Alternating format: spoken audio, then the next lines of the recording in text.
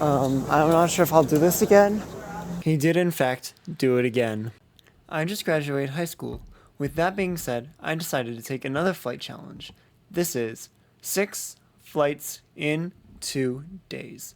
This is episode 3, flying from Denver Airport to McCook, Nebraska. But first, for those who are new to the channel, hi, I'm Sky. I'm a small-town plane spotter with big ambitions. My favorite hobby? Sharing about aircraft's history on planes you normally wouldn't research, as well as finding defunct airlines that I've never heard of. I also really enjoy sharing my video footage. Recently, I graduated high school and I'm committed to Kent State University in their professional pilot program, a dream I once had now coming to life. But now, let's jump right into the video. Next flight up is my Denver AirConnect Metroliner flight, which I have been wanting to do longer than I've been planning this trip, but I always thought it was way too far out of my reach until now. Denver AirConnect, along with all the other essential air carriers, operate out of late sea gates underneath the Terminal C spotting deck.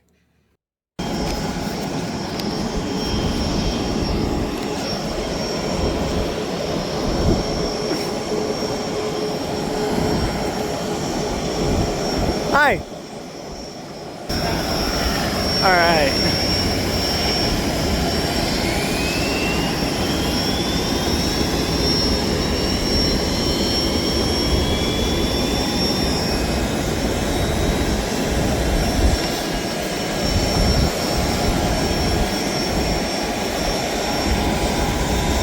Hi.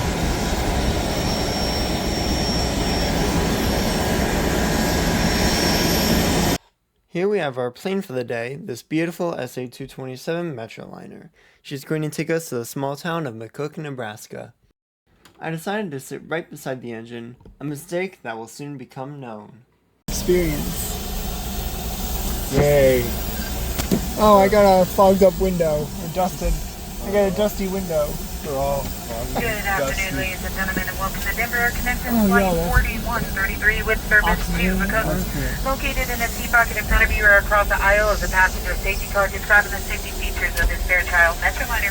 Please follow along as I cover some very important safety information. What safety There are 4 features? exits on board this aircraft. The front entry door, 2 over the right wing, 1 over the left. Please locate the exit nearest you. The cabin is pressurized for your comfort and safety. In the unlikely event of a loss of cabin pressure, an oxygen mask is located in the seat pocket in front of you or across the aisle. When instructed by your flight crew, remove the mask from the plastic bag and plug it into the receptacle directly above your seat. Place the mask over your nose and mouth and secure with the elastic strap. Secure your mask before assisting others. Your seatbelt must be fastened at all times except for when the seatbelt sign is off. To fasten your seatbelt, insert the flat metal fitting into the buckle until it clicks. To tighten pull on the loose end of the strap and to release, lift up on the buckle and pull apart. Smoking is prohibited at all times. Federal aviation regulations require passenger compliance with lighted passenger information signs, posted placards, and crew member instructions regarding seatbelts and smoking. The cabin is equipped with a fire extinguisher located in the coat closet across from the passenger door. To operate, remove from the bracket, hold upright, pull the pin, aim at the base of the fire, and squeeze the handle to activate. Other than that, thank you for your attention, and once again, welcome aboard this afternoon. ATM brake, and letting your head up. Parking brake, belt and harnesses, your right door, and verify exterior lights, control lock, power lamps, speed limits, no smoke, seatbelt, no smoking, air conditioning, and area to park.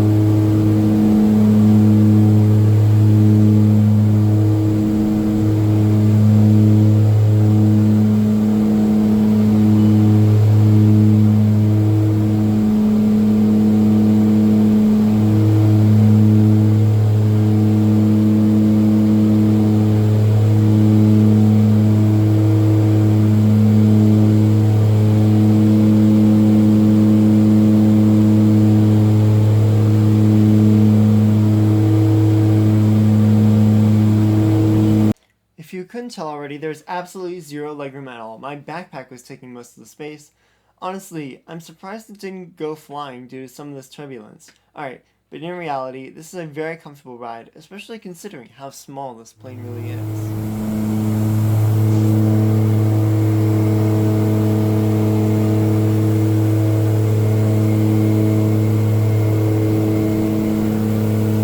Reviewing the in-flight safety card, there wasn't much out of the ordinary, it just seemed like a normal plane.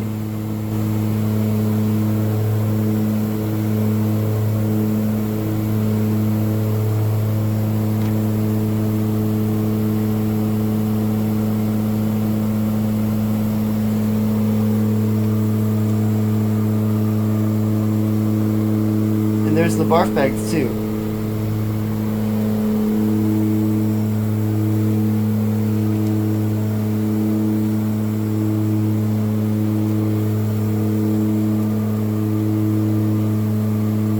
But then, this.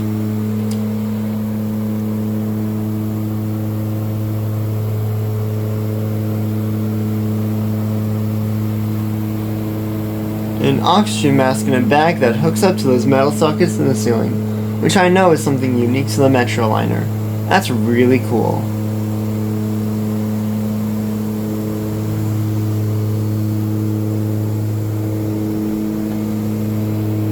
Here we have our aircraft. This is a beautiful SA-27DC Metroliner with no information about its history. I'm using Aviation Database here, which is something I don't usually use because the UI isn't as friendly. Anyways, what I lack in aircraft information, I have loads of in incident and accident reports. So let's start at the beginning, shall we? On June 13, 2007, a pilot reported a main gear unsafe indication on rollout. Visually checking the gear, found the outboard turnion pin missing. On June 7, 2010, after takeoff, sparks were noticed exiting the tailpipe. Aircraft returned to airport and landed without incident. After shutdown, on pulling the engine through for cooldown, the engine caught and could not be spooled. Upon engine teardown, the compressor diffuser seal was found to have moved, allowing contact with the impeller. The seal retainer was worn away until the retainer ring released. On January 24, 2013, on climb through 14,000 feet, flight crew noted engine temperatures increasing and the bypass system activated. Power lever movement had no effect on engine and flight crew pulled the stop and feather control due to over temperature conditions. Aircraft diverted. The personnel performed troubleshooting and found the fuel control unit had been ran away due to internal failure. Engine was removed from aircraft to conduct over-temp inspection of engine hot section. Supplemental report to follow, defective FCU to be sent to vendor for evaluation. Supplemental report to follow. On March 20th, 2015, upon landing, the landing gear door warning light illuminated. On maintenance, found broken bolts on right main landing gear door actuator assembly.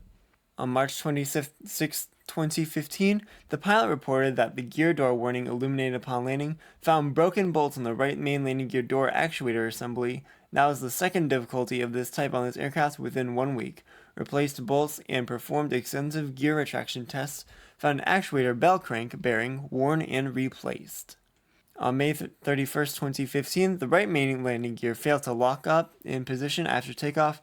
Recycled landing gear successfully reported issue to maintenance after the flight cleaned and lubricated the right main landing gear. My goodness, what is up with this right main landing gear? On November 9th, 2015, the right main landing gear collapsed while towing aircraft into a maintenance hangar. Aircraft sustained damage to aft fuselage, right wing nacelle, right propeller, and possibly right engine. Found bolts which attached positioning cams to upper drag brace. Sheared investigation into cause and cause factors underway. On March 21st, 2023, the pilot reported an E2 failure, spool back, followed by chip detector light. Maintenance removed and replaced the first idler, diaphragm, and planetary gears. On March 10th, 2025, R&R number 3 main landing gear brake line bled, brakes, IAW, SA22, yeah, no, that's all technical stuff.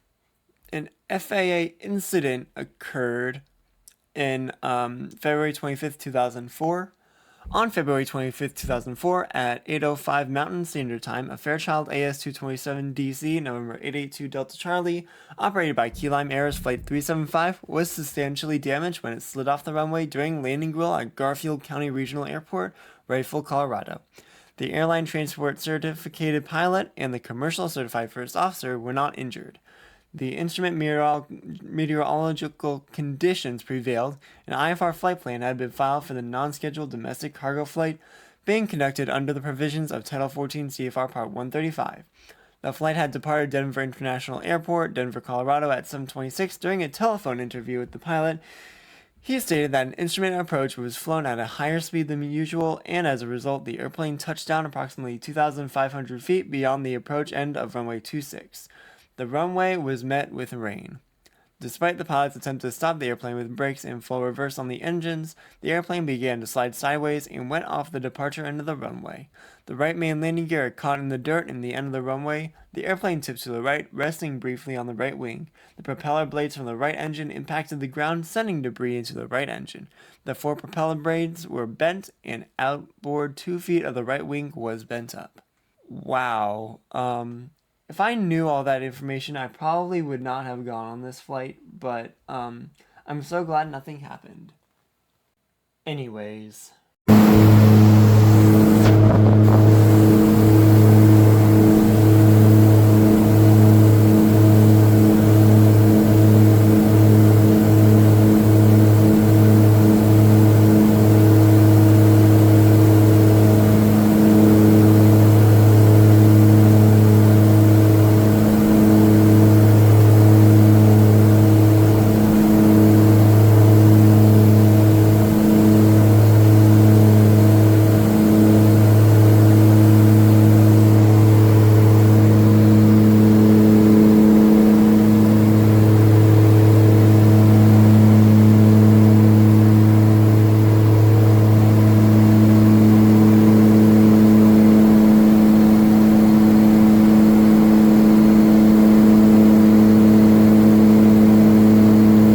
Our flight today took us out of Denver Airport, departing on runway 34 left, making a right turn, and cruising on over to the sleepy town of McCook, Nebraska. With a population of just 7,253, this flight is a twice-day essential air service commuter to Denver. The locals say it's a 5-hour drive to Denver and at least a 1-hour drive to any interstate around. McCook sits right between Denver and Omaha, which is the other largest city in the area. We were cruising at about 16,800 feet with a total time of 48 minutes.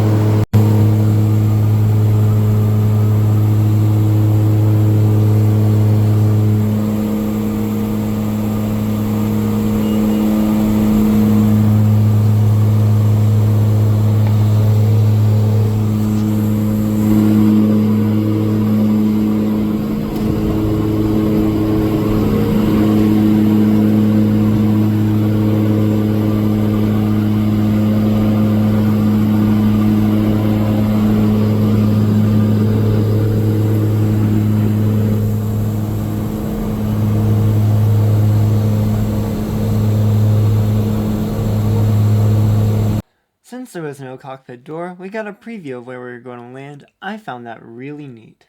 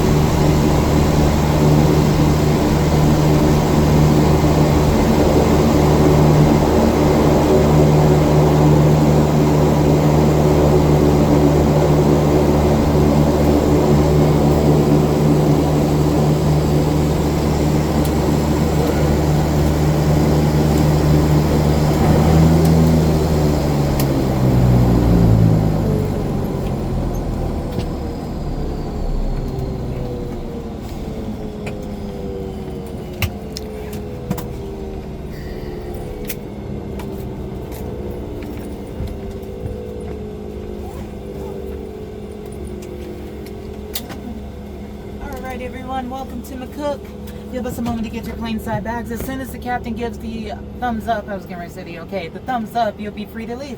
Okay.